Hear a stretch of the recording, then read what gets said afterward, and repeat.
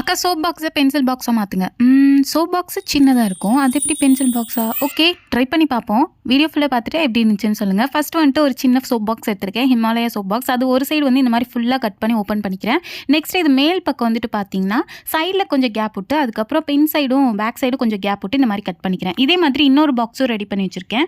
இப்போ இந்த 2 பாக்ஸை ஒட்டி வச்சுட்டு மாஸ்கிங் டேப் எடுத்து ஃபுல்லாக சுற்றி ஒட்டிக்க போகிறேன். அது 2யும் ஜாயிண்டாக இருக்க மாதிரி க்ளூ அப்ளை பண்ணிவிட்டு அதுக்கப்புறம் கூட இந்த மாதிரி ஒட்டிக்கலாம். மாஸ்கிங் டேப் தான் இல்லை, நார்மல் டேப் கூட நீங்கள் வந்து ஃபிட் பண்ணிக்கலாம். நெக்ஸ்ட் இதுக்குள்ளே வந்துட்டு கார்ட்போர்டு பீஸ் எடுத்துகிட்டு அப்படியே உள்ளே வச்சிட்டோம் அப்படின்னா நல்லா கனமாக ஸ்டிஃபாக இருக்கும். நெக்ஸ்ட்டு ஒரு மேலே வந்துட்டு க்ளூ அப்ளை பண்ணி ஜிப் எடுத்து அப்படியே ஃபிட் பண்ணி விட்டுக்கிறேன். ஃபைனலாக நமக்கு பென்சில் பாக்ஸ் ரெடி. பட் இது அப்படியே யூஸ் பண்ண முடியாதுல, வெளியே டெக்கரேஷன் பண்ணணும், அது உங்களோட இஷ்டம் தான்.